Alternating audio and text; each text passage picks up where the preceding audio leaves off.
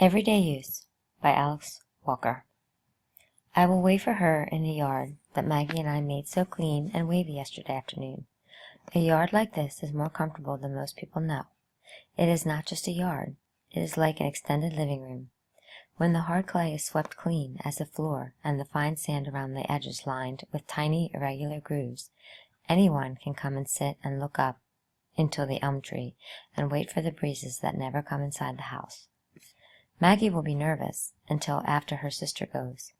She will stand hopelessly in corners, homely and ashamed of the burn scars down her arms and legs, eyeing her sister with a mixture of envy and awe. She thinks her sister had held life always in the palm of one hand, that no is a word the world never learned to say to her. You've no doubt seen those TV shows where the child who has made it is confronted as a surprise by her own mother and father, tottering and weakly from backstage. A pleasant surprise, of course. What would they do if parent and child came on the show only to curse out and insult each other?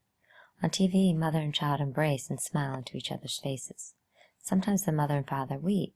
The child wraps them in her arms and leans across the table to tell how she would not have made it without their help. I've seen these programs. Sometimes I dream a dream in which Dee and I are suddenly brought together on a TV program of this sort. Out of a dark and soft-seated limousine, I am ushered into a bright room filled with many people. There I meet a smiling, gray, sporty man like Johnny Carson, and he shakes my hand and tells me what a fine girl I have. Then we are on the stage, and Dee is embracing me with tears in her eyes. She pins on my dress a large orchid, even though she had told me once that she thinks orchids are tacky flowers.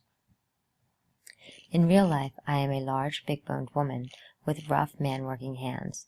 In the winter, I wear flannel nightgowns to bed and overalls during the day. I can kill and clean a hog as mercilessly as a man. My fat keeps me hot in zero weather. I can work outside all day, breaking ice to get water for washing. I can eat pork liver cooked over the open fire minutes after it comes steaming from the hog. One winter, I knocked a bull calf straight in the brain between the eyes with a sledgehammer and had the meat hung up to chill before nightfall. But of course, all this does not show on television. I am the way my daughter would want me to be, 100 pounds lighter, my skin like an uncooked barley pancake. My hair glistens in the hot, bright lights. Johnny Carson has much to do to keep up with my quick and witty tongue. But that is a mistake. I know even before I wake up. Whoever knew a Johnson with a quick tongue? Who can even imagine me looking a strange white man in the eye? It seems to me I have talked to them always with one foot raised in flight, with my head turned in whichever way is farthest from them. Dee, though, she would always look anyone in the eye. Hesitation was no part of her nature. "How do I look, Mamma?" Maggie says, showing just enough of her thin body, enveloped in pink skirt and red blouse for me to know she's there, almost hidden by the door. "Come out into the yard," I say. "Have you ever seen a lame animal? Perhaps a dog, run over by some careless person, rich enough to own a car, saddle up to someone who is ignorant enough to be kind to him? That is the way my Maggie walks.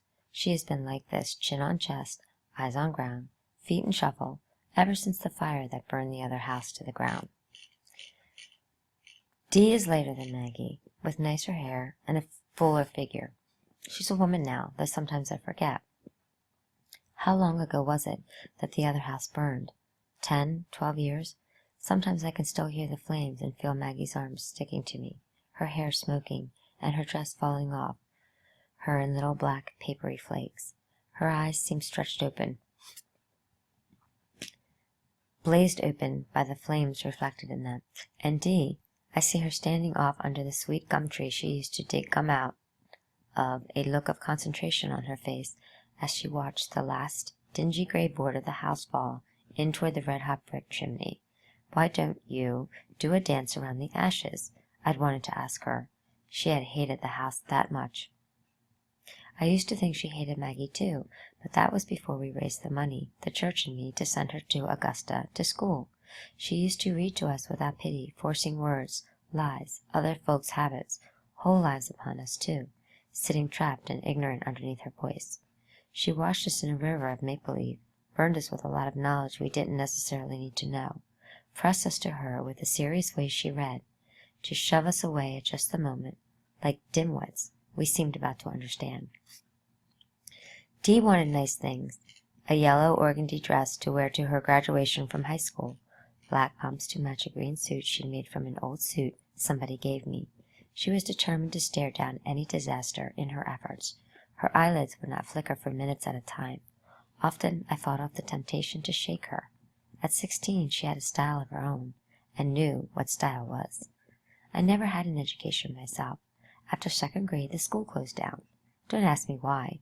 In 1927, colored ask fewer questions than they do now. Sometimes Maggie reads to me. She stumbles along, good-naturedly, but can't see well. She knows she is not bright. Like good looks and money, quickness passed her by. She will marry John Thomas, who has mossy teeth and an earnest face, and then I'll be free to sit here and I guess just sing church songs to myself, although I never was a good singer. Never could carry a tune. I was always better at a man's job. I used to love to milk till I was hooked in the side in 49. Cows are soothing and slow and don't bother you, unless you try to milk them the wrong way. I have deliberately turned my back on the house. It is 3 rooms, just like the one that burned, except the roof is tin. They don't make shingle roofs anymore. There are no real windows, just some holes cut in the sides, like the portholes in a ship, but not round and not square, with rawhide holding the shutters up on the outside. This house is in a pasture, too, like the other one. No doubt when Dee sees it, she will want to tear it down. She wrote me once that no matter where we choose to live, she will manage to come see us. But she will never bring her friends. Maggie and I thought about this, and Maggie asked me, "Mama, when did Dee ever have any friends?" She had a few. Furtive boys in pink shirts hanging about on wash day after school. Nervous girls who never laughed. Impressed with her, they worshipped the well-turned phrase, the cute shape, the scalding humor that erupted like bubbles in lie. She read to them. When she was courting Jimmy T, she didn't have much time to pay to us, but turned all her fault-finding power on him. He flew to marry a cheap city girl from a family of ignorant, flashy people. She hardly had time to recompose herself. When she comes, I will meet. But there they are. Maggie attempts to make a dash for the house in her shuffling way, but I stay her with my hand. "Come back here," I say, and she stops and tries to dig a well in the sand with her toe.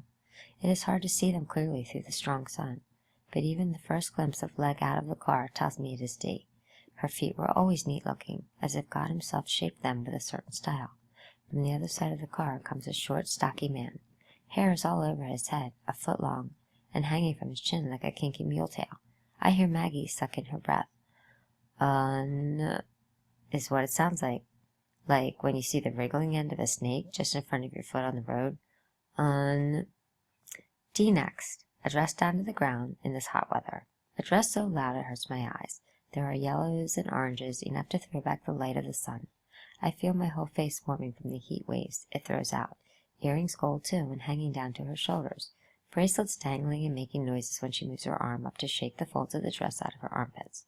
The dress is loose and flows, and as she walks closer, I like it. I hear Maggie go, "On," again. It is her sister's hair. It stands straight up, like the wool on a sheep. It is black as night, and around the edges are 2 long pigtails that rope about like small lizards disappearing behind her ears.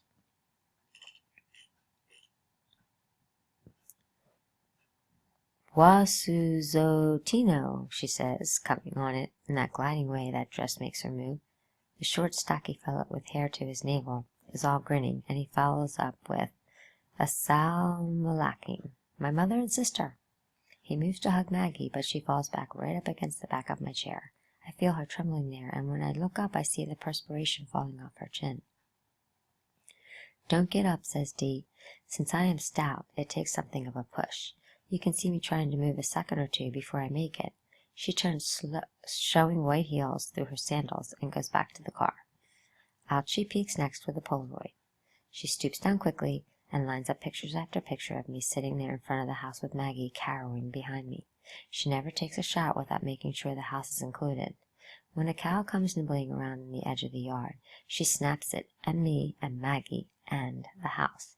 Then she puts the Polaroid in the back seat of the car and comes up and kisses me on the forehead. Meanwhile, Al-Samalakim is going through motions with Maggie's hand. Maggie's hand is as limp as a fish and probably as cold despite the sweat, and she keeps trying to pull it back. It looks like a Sal Macking wants to shake hands, but wants to do it fancy. Or May. Anyhow, he soon gives up on. Well, I say, Dee. No, Mama, she says. Wango liwenka kimahio. What happened to Dee? I wanted to know. She's dead, Wanjiro said. I couldn't bear it any longer, being named after the people who oppressed me. You know as well as me, you was named after your Aunt Dicey. I said, Dicey is my sister. She named Dee. We call her Big Dee after Dee was born. But who was she named after? Asked Wanjiro. I guess after Grandma Dee, I said. And who was she named after? Asked Wanjiro. Her mother, I said, and saw Wanjiro was getting tired. So that's about as far back as I can trace it, I said. Though in fact I probably could have carried it back beyond the Civil War through the branches. Well, said the solemn Malakim, there you are. I heard Maggie say. There I was not, I said, before Dicey crept up in our family, so why should I try to trace it that far back? He stood there grinning, looking down on me like somebody inspecting a Model A car. Every once in a while he and Wanjiro sent eye signals over my head. How do you pronounce his name? I asked. You don't have to call me by it if you don't want to, said Wanjiro. Why shouldn't I asked. If that's what you want us to call you, we'll call you. I know it might sound awkward at first, says Wanjiro. I'll get used to it, I said. Read it out again. Well, soon we got the name out of the way. Asal Malakim had a name twice as long and 3 times as hard. After I tripped over it 2 or 3 times, he told me to just call him Hakim a barber. I wanted to ask him, was he a barber? But I didn't really think he was, so I didn't ask. You must belong to those beef cattle peoples down the road, I said. They said Assalamu alaikum when they met you, too, but they didn't shake hands. Always too busy feeding the cattle, fixing the fences, putting up salt-lick shelters, throwing down hay. When the white folks poisoned some of the herd, the men stayed up all night with rifles in their hands. I walked 1.5 miles just to see the sight. Hakim Barber said, I accept some of their doctrines, but farming and raising cattle is not my style. They didn't tell me, and I didn't ask whether Wanjiro, D, had really gone and married him. We sat down to eat, and right away he said he didn't eat collards and pork was unclean. Wanjiro, though, went on through the chitlins and cornbread, the greens and everything else. She talked a blue streak over the sweet potatoes. Everything delighted her, even the fact that we still used the benches her daddy made for the table when we couldn't afford to buy chairs. Oh, Mama, she cried, then turned to Hakim Barber. I never knew how lovely these benches are. You can feel the rum print, she said, running her hands underneath her and along the bench. Then she gave a sigh, and her hand closed over Grandma Dee's butter dish. That's it, she said. I knew there was something I wanted to ask you. If I could have? She jumped up from the table and went over in the corner where the churn stood, the milk in a clatter by now. She looked at the churn and looked at it. This churn top is what I need, she said. Didn't Uncle Buddy whittle it out of a tree you all used to have? Yes, I said. Uh-huh, she said happily, and I want the dasher too. Uncle Buddy whittled that too? asked the barber. Dee Wanjiro looked up at me. Aunt Dee's first husband whittled the dash, said Maggie, so low you almost couldn't hear her. His name was Henry, but they called him Stash.